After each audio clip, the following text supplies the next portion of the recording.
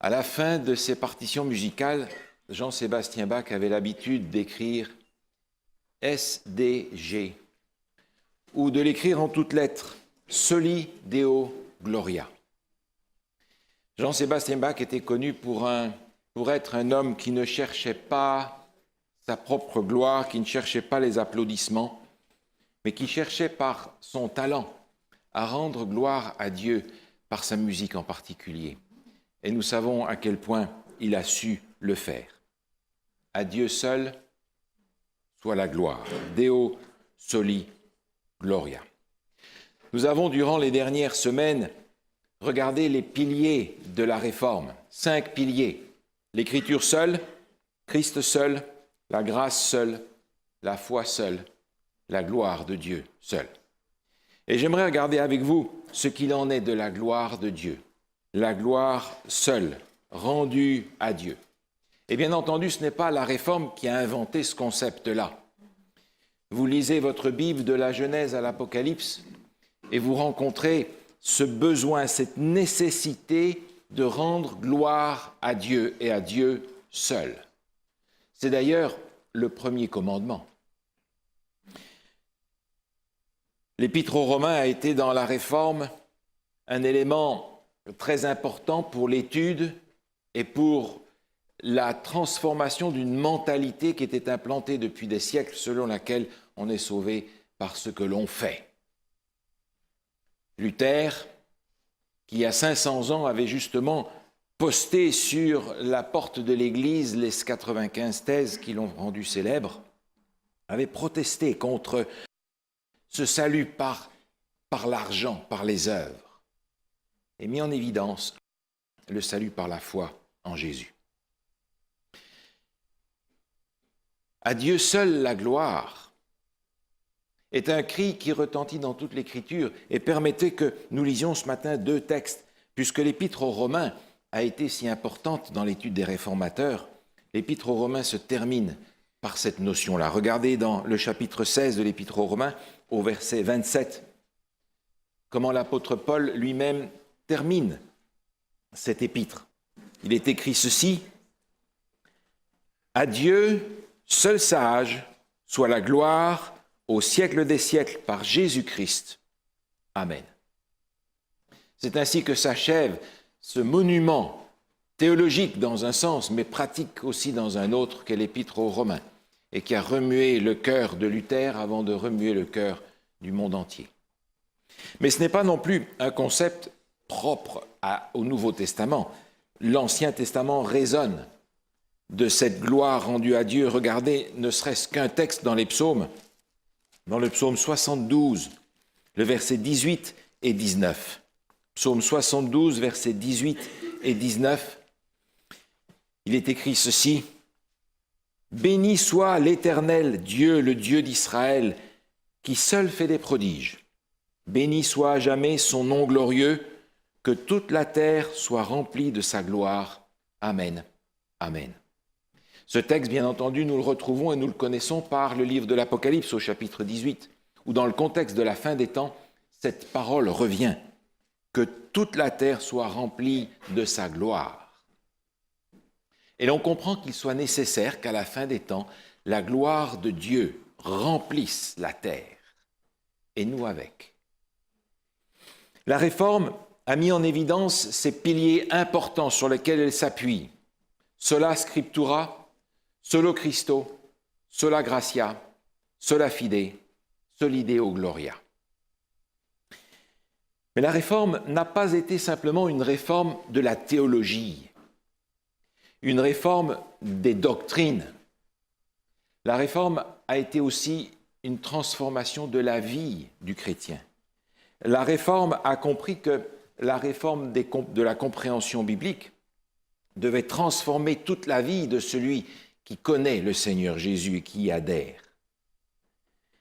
Et par conséquent, puisque nous sommes sauvés par ce que Dieu fait, et que c'est lui qui fait tout, de quoi pensez-vous que nous pouvons nous glorifier? Rien. Donc la gloire revient à Dieu seul. Et la gloire revient à Dieu seul, dans le sens où non seulement il fait tout pour nous sauver, mais la transformation à laquelle il nous appelle, c'est encore lui qui l'accomplit dans notre vie. Notre vie est donc destinée à contribuer à répandre la gloire de Dieu dans le monde. Et la Réforme a bien compris cela en étendant la Réforme, non pas seulement aux doctrines, mais à la vie quotidienne, à la vie concrète du croyant. Et permettez ce matin que je souligne rapidement seulement 7 domaines que la Réforme a touchés et dans laquelle elle a accompli des transformations magistrales par rapport à l'époque où elle s'est développée. Le premier point, c'est dans le gouvernement. La Réforme prône un gouvernement qui défend la justice, un gouvernement qui respecte le peuple, autrement dit, une démocratie, à une époque où elles étaient encore extrêmement rares. La Réforme va aussi toucher à l'économie et permettre à tous d'avoir accès à la prospérité. Il va donc falloir développer un libre-échange, la notion de libre entreprise, pour que chacun ait accès à la prospérité. Dans le domaine de l'éducation, la Réforme voit aussi un potentiel très important parce qu'il faut que chacun soit en mesure d'étudier les Écritures et de les comprendre. Il faut par conséquent que chacun ait ce niveau d'éducation suffisant pour étudier la parole de Dieu. Il faut que chacun ait aussi un niveau d'éducation suffisant pour pouvoir avoir un métier qui va lui permettre de satisfaire aux besoins de toute sa famille et être en honneur à Dieu de cette manière-là. Quatrièmement, la famille va aussi être extrêmement touchée par des réformes en profondeur. Aimer au sein de la famille devient une image non seulement de l'amour au sein de la Trinité, mais de l'amour de Dieu pour l'humanité, parce que Christ est l'époux. L'épouse, c'est l'Église. La sexualité vient de Dieu et les enfants sont une bénédiction qu'il faut rechercher. C'est une grâce de Dieu. La vie de famille est d'une extrême importance parce que c'est là, dans la famille, que nous avons le plus d'opportunités pour donner gloire à Dieu. Le travail, de la même manière, n'est pas une malédiction, c'est un honneur. Honorer le travail bien fait. L'homme a le rôle dans les Écritures de pourvoyeur de sa famille. Et c'est dans ce sens-là que l'homme doit pouvoir travailler, faire du bon travail, de manière à être aussi le pourvoyeur de sa famille, de ses enfants. Lui aussi est un enfant de Dieu. La femme, c'est l'éducatrice en chef dans la famille, parce qu'elle a beaucoup d'enfants. Elle a une éducation, elle a un rôle, elle a un ministère auprès de ses enfants. Ce n'est pas elle la pourvoyeuse, c'est elle l'éducatrice. L'éducatrice, de manière à ce que tous ces enfants que le Seigneur nous accorde soient aussi des enfants de Dieu et qu'ils soient dans le royaume des cieux, tous, sans exception. La Réforme va aussi travailler énormément dans le domaine de l'art. La peinture va devenir en particulier le reflet de la réalité quotidienne, de ce que l'on vit, de ce que les gens vivent, mais présenté avec beaucoup de réalisme. La beauté est mise en évidence, l'équilibre, et Rembrandt est un de ceux qui s'est singularisé par tout cela. Dans le domaine de la musique aussi, la musique baroque qui est développée aussi par la Réforme trouve son apogée à ce moment-là. Jean-Sébastien Bach, Handel sont les géants qui se dressent à cette époque-là, avec une musique qui aujourd'hui encore est considérée comme étant le sommet du développement de la musique. Maurice Gendron, un violoncelliste célèbre du XXe siècle, avait fait une étude sur l'histoire de la musique. Et dans son étude, il expliquait que la musique baroque était arrivée au sommet du développement de la musique à cause d'un équilibre parfait entre les 3 éléments fondamentaux de la musique, la mélodie, l'harmonie et le rythme. Après cela, l'harmonie entre ces 3 éléments semble perturbé dans l'histoire de la musique qui continue. Neil Nedley, d'ailleurs, tout récemment, dans sa recherche sur les remèdes à la dépression, a mentionné que la musique baroque est la musique la plus équilibrante pour le cerveau humain, la plus structurante pour le cerveau humain. Dans le domaine de l'architecture, on laisse tomber les grandes églises prétentieuses, chargées et surchargées de richesses, souvent de mauvais goût, pour avoir des temples simples, sobres. Et dans cette sobriété, dans cette simplicité, se crée une élégance, une classe nouvelle, destinée à donner gloire à Dieu. Et puis, bien entendu, à cause aussi de toute cette réforme, non seulement dans l'architecture, mais l'architecture du culte. Et c'est le 7e point que je voulais mentionner. Le culte, cette fois-ci, est centré sur la parole. Sola scriptura. Il n'est plus centré sur des traditions ou sur des cérémonies. Il est centré sur la parole de Dieu. Et c'est un culte pour tous. Ce n'est pas un culte qui est réservé à une caste. C'est un culte pour tous, c'est un culte dans lequel tous peuvent participer, en particulier par le chant. Le chant n'est plus réservé à quelques-uns des spécialistes qui sont là devant et qui chantent. C'est toute l'assemblée qui chante, et souvent a cappella. Et vous voyez dans cela en quoi nous avons reculé dans le temps, où parfois, et trop souvent, il y a une élite qui chante là d'une façon constante pour le culte, alors que l'assemblée consomme. Le culte, par la réforme, va mettre de côté le clergé et les prérogatives que le clergé avait volées à Jésus lui-même. Ce n'est plus un prêtre, c'est un berger, c'est un pasteur qui va conduire le peuple de la part du Seigneur. Et il va le faire par un culte dans la langue que tout le monde peut comprendre. Un culte par lequel tout le monde doit pouvoir s'approcher de Dieu et de sa parole et partir de là ayant reçu la parole de Dieu. La réforme va donc toucher tous les domaines de la vie et réformer, transformer tous les domaines de la vie chrétienne de sorte que notre vie, dans tous ses aspects, soit véritablement à la gloire seule de Dieu, soli, Deo Gloria. Mais quand on y réfléchit, on s'étonne quand même de voir la différence énorme qu'il y a entre nos préoccupations et les préoccupations de Dieu. Les croyants et Dieu sont-ils sur la même longueur d'onde, finalement? Et vous vous souvenez, quand Jésus vient dans le monde, on trouve Jésus en complet décalage avec son temps, des préoccupations complètement opposées.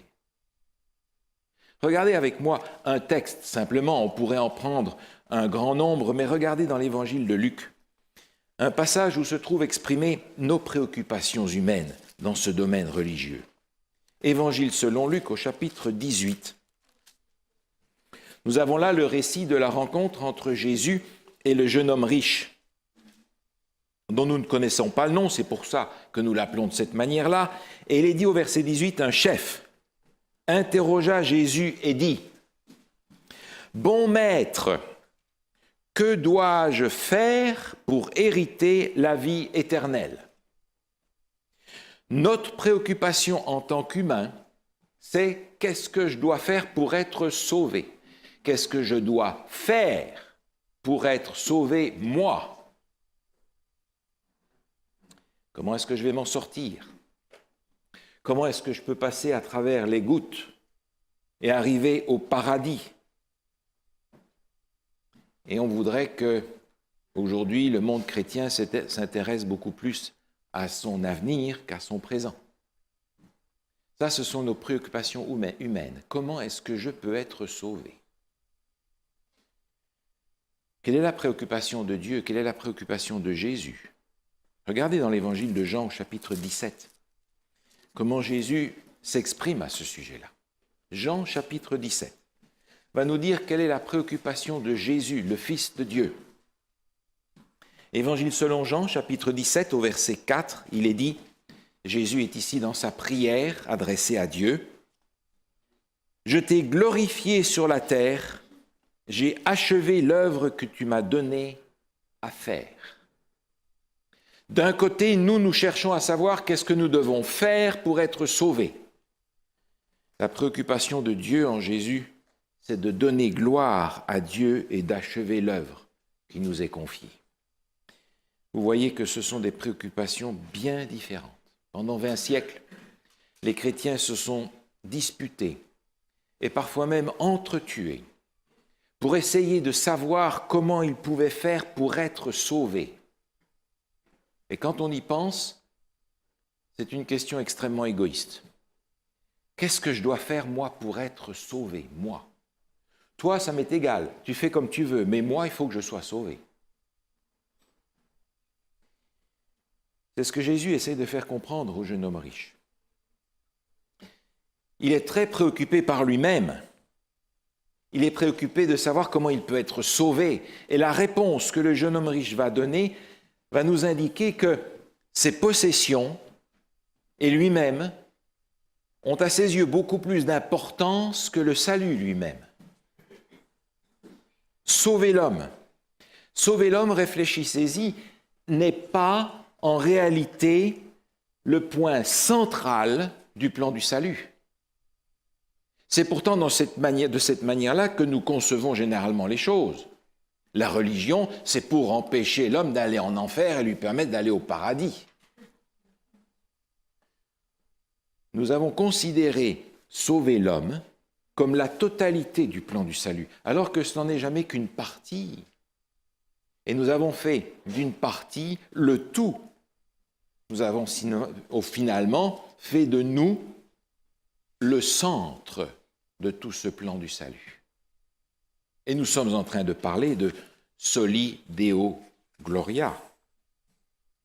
Alors que se passe-t-il dans le ciel? Que se passe-t-il sur la terre? Où donc est la préoccupation centrale et principale?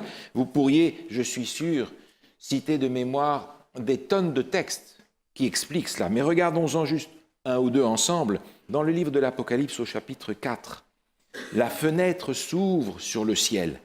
Et que pouvons-nous voir par cette fenêtre? Apocalypse chapitre 4, au verset 8, il est dit,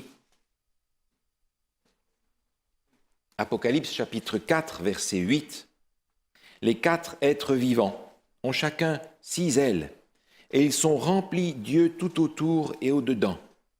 Et ils ne cessent de dire jour et nuit, « Saint, Saint, Saint est le Seigneur Dieu, le Tout-Puissant, qui était, qui est et qui vient. » Verset 11. « Tu es digne, notre Seigneur et notre Dieu, de recevoir la gloire, l'honneur et la puissance, car tu as créé toutes choses, et c'est par ta volonté qu'elles existent et qu'elles ont été créées. » Que fait le ciel?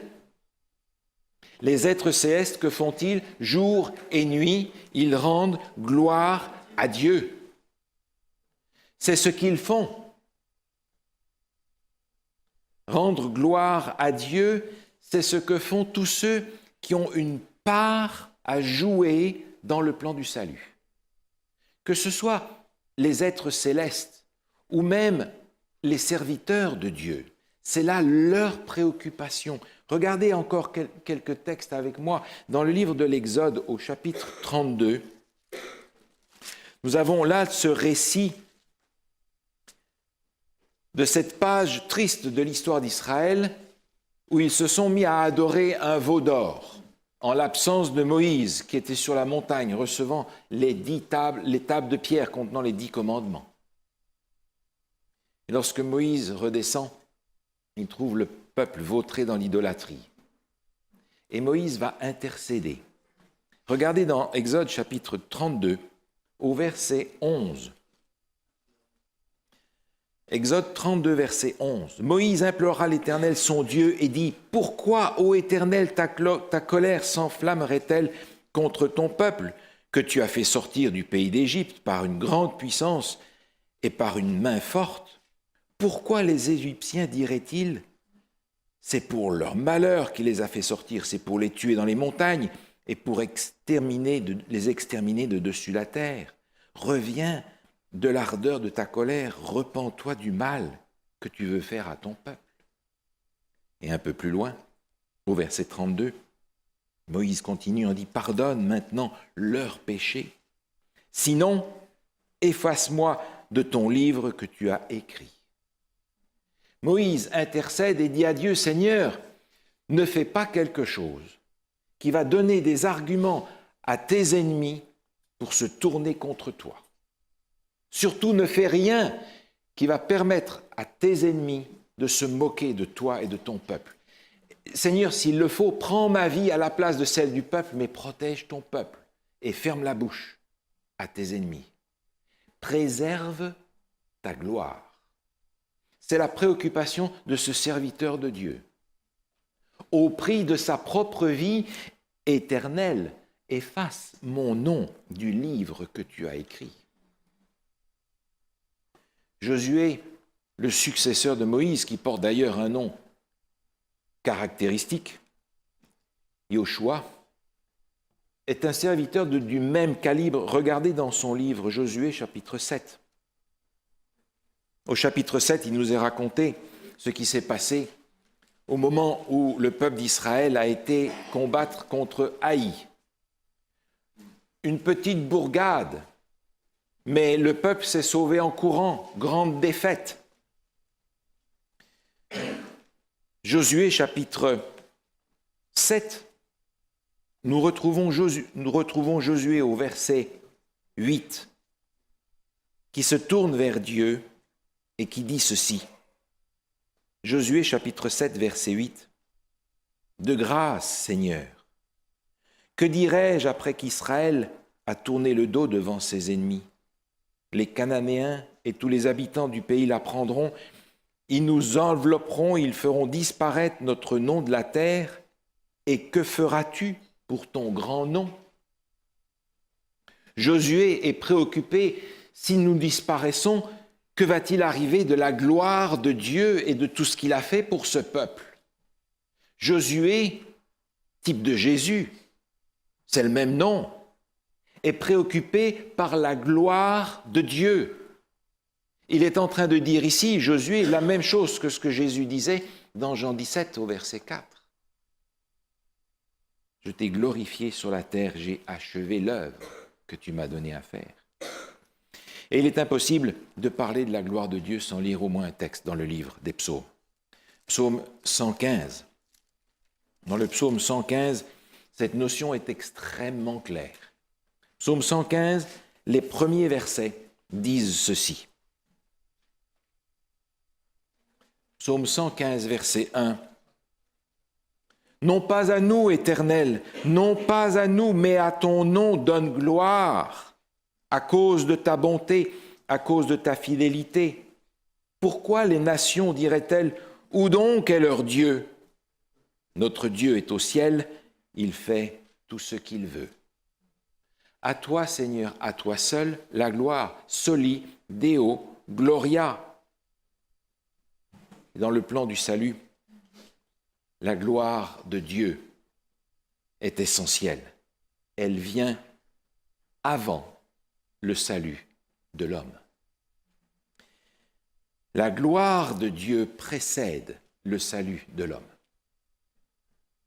Dans le livre de l'Apocalypse, nous apprenons qu'il y a eu guerre dans le ciel.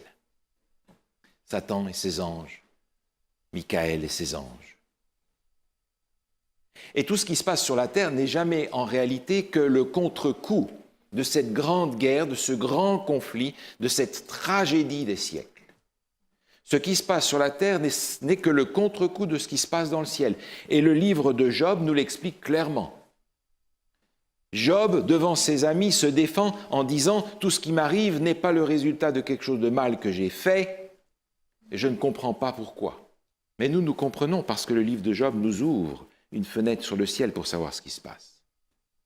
Et nous comprenons que ce qui arrive à Job est en réalité la conséquence de ce que le diable a produit dans le ciel, une guerre, un conflit, une rébellion radicale. Et la terre a été prise en otage. Si bien que si nous voulons résoudre le problème du mal, en pensant qu'il faut résoudre le problème des êtres humains seulement, on est en train, si vous me permettez cette image, de résoudre les symptômes et pas le problème de fond. Parce que si le problème du mal a véritablement commencé dans le ciel, la solution au problème du mal ne concerne pas simplement les êtres humains, elle concerne l'univers entier, le ciel compris.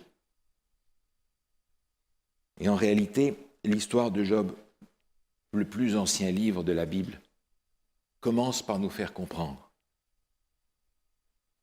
que lorsque la preuve aura été faite que Dieu est un Dieu d'amour et un Dieu de justice, seulement lorsque l'honneur de Dieu aura été réhabilité devant l'univers, à ce moment-là seulement, Dieu pourra sauver Job. Jusque-là, Job est en fait un avocat de Dieu. La gloire de Dieu précède le salut de l'homme. Si notre Dieu n'a pas sa gloire, que voulez-vous qu'il nous sauve? Qui va-t-il sauver? Mais comment donc la gloire de Dieu est-elle réhabilitée dans le monde? Qu'est-ce que Dieu a choisi comme stratagème, comme système, pour que sa gloire soit reconnue dans le monde? Qu'il soit réhabilité devant l'univers. Comment Dieu s'y prend-il? Regardez avec moi ce texte dans l'épître de Paul aux Colossiens, chapitre 1er. Colossiens, chapitre 1er, au verset 20. Il est question de Dieu et de Jésus-Christ. Et il est dit dans Colossiens, chapitre 1er, verset 20, « Il, Dieu, a voulu par Jésus tout réconcilier avec lui-même, tant ce qui est sur la terre que ce qui est dans les cieux, en faisant la paix par lui, par le sang de sa croix. » La méthode que Dieu a utilisée pour faire la démonstration devant l'univers entier qu'il est un Dieu de justice et un Dieu d'amour, c'est Jésus.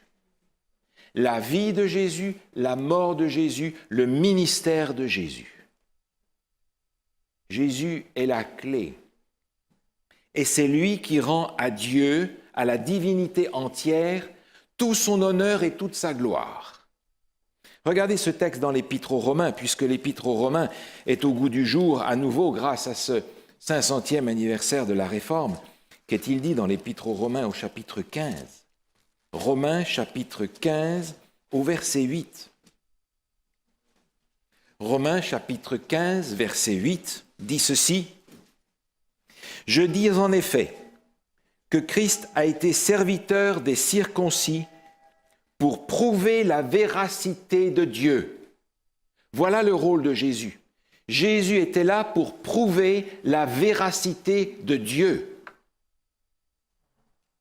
Et vous connaissez ce texte dans la première épître de Jean, où il est dit « Le Fils de Dieu a paru pour détruire les œuvres du diable. » Jésus est celui qui va rendre à Dieu sa gloire, son honneur, parce qu'il est amour et parce qu'il est justice. À partir de ce moment-là, Dieu a les mains libres pour sauver Job et chacun d'entre nous. Dieu a été bafoué de 1000 manières. Dieu a été critiqué, Dieu a été blasphémé, Dieu a été mis en doute, Dieu a été ridiculisé. Maintenant, il va falloir que la gloire de Dieu soit rétablie. Si la gloire de Dieu n'est pas rétablie, je n'ai toujours pas de sauveur. Lorsque, par Jésus, la divinité est rétablie, la gloire de Dieu est rétablie pour la divinité, à ce moment-là, j'ai un Dieu qui peut me sauver. L'homme veut savoir comment est-ce que je peux être sauvé. Il devient un petit peu le centre du plan du salut. Et la préoccupation dans cette question n'est pas de rendre gloire à Dieu, vous le remarquez. Par contre, pour Jésus, la préoccupation, n'est pas d'abord de sauver l'homme, mais de sauver Dieu, pour que Dieu puisse sauver l'homme. Réhabiliter Dieu rend à Dieu la gloire ternie par les accusations de Satan et lui donne les mains libres, totalement libres pour exercer et son amour et sa justice et me sauver et vous sauver. La préoccupation numéro 1 n'est donc pas le salut de l'homme, mais c'est d'abord de rendre gloire à Dieu. L'Apocalypse, qui termine ce tableau de la fin des temps, rend ce message extrêmement clair. Nous l'avons lu tout à l'heure. Lisons-le encore au chapitre 5 de l'Apocalypse. Apocalypse chapitre 5 présente un aspect de la vision de l'Apocalypse où Jean voit dans le ciel un problème. Il y a un livre qui est là et que personne ne peut ouvrir pour que le jugement commence. Et Jean nous dit qu'il en pleure au début de ce chapitre. Il en pleure parce qu'il n'y a personne qui peut ouvrir ce livre pour que le jugement commence. Et vous savez à quel point, dans les Écritures, le jugement, c'est le moyen par lequel Dieu veut nous sauver, pas nous condamner. Alors Jean pleure jusqu'à ce que, suspense, l'agneau soit présenté. Apocalypse chapitre 5, verset 12, verset 11. Je regardai et j'entendis la voix de beaucoup d'anges autour du trône, des êtres vivants et des vieillards, et leur nombre était des myriades, des milliers de milliers. Ils disaient d'une voix forte, « L'agneau qui a été immolé est digne de recevoir la puissance, la richesse, la sagesse, la force, l'honneur, la gloire et la louange. Et toutes les créatures qui sont dans le ciel, sur la terre, sous la terre, sur la mer, et tout ce qui s'y trouve, je les entendis qui disaient à celui qui est assis sur le trône, à l'agneau, soit la louange, l'honneur, la gloire, la force, au siècle des siècles. » Vous avez remarqué ? Tous les êtres vivants, toutes les créatures disent gloire à Dieu une fois que l'honneur de Dieu a été reconnu devant l'univers entier. Parce que maintenant, ils pourront être sauvés par ce Dieu-là. Avez-vous remarqué ? Lorsque les anges viennent annoncer la première venue de Jésus, c'est exactement de cette manière-là qu'ils annoncent la première venue de Jésus. Dans l'évangile de Luc, au chapitre 2, vous connaissez ce texte. Gloire à Dieu dans les cieux très hauts, et paix sur la terre parmi les hommes qu'il agrée. Nous ne pourrons avoir la paix et la joie du salut que lorsque la gloire de Dieu aura retenti dans l'univers entier. Et pour rester dans l'Apocalypse, vous connaissez ce texte d'Apocalypse 14, un texte qui résonne à la fin des temps d'une façon extraordinaire, par des messagers qui annoncent ça d'une voix forte, mégaphonée, dit le texte. Ce premier message commence en disant « Craignez Dieu et donnez-lui gloire, car l'heure de son jugement est venue. » Parce que le jugement, c'est le moment où Dieu réhabilite ses enfants. Parce que lui-même a été déjà réhabilité devant l'univers entier. Donnez-lui gloire, l'heure de son jugement est venue, moment où Dieu va sauver ses enfants. Et les considérer une fois pour toutes devant l'univers entier comme lui appartenant pour toujours. L'invitation de la parole de Dieu, c'est une invitation qui nous propose de nous engager tous dans cette œuvre de réhabilitation de la gloire de Dieu. Elle est donnée par Jésus-Christ pour commencer. Elle continue avec nous dans notre vie à chacun et dans le développement de notre caractère. Donner gloire à Dieu, non pas parce qu'il nous donne, mais donner gloire à Dieu parce qu'il est. Donner gloire à Dieu, non pas parce qu'il nous sauve, mais parce qu'il nous aime. Et c'est une grande différence. Alors aujourd'hui, je me pose la question. ma préoccupation essentielle, où est-elle? Est-ce que ma préoccupation essentielle, c'est d'être sauvé et de savoir ce que je dois faire? Ou est-ce que ma préoccupation essentielle est de donner à Dieu la gloire qui lui est due pour qu'il s'occupe de moi comme il sait le faire? Est-ce que dans ma vie, est-ce que dans ma famille, est-ce que dans l'Église, notre préoccupation est de donner gloire à Dieu avant toute chose? Parce que finalement, se poser la question et se torturer l'esprit et l'âme pour savoir si on va être sauvé ou pas, c'est véritablement de l'égoïsme.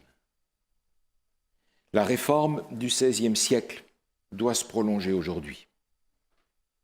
Elle doit se prolonger dans la transformation de nos vies, qui est accessible par la foi, réalisable par la foi seule, par la grâce seule, dans une foi seule, en Jésus seul, selon ce que les Écritures seules nous indiquent.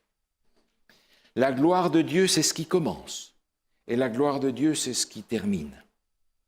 Et vous savez, si notre première préoccupation dans notre vie personnelle, familiale et d'Église, si notre première préoccupation est de donner gloire à Dieu, nous n'avons pas besoin de nous occuper de notre salut et de nous en préoccuper parce qu'il s'occupera de notre salut beaucoup mieux que nous pouvons le faire nous-mêmes. Soli Deo Gloria.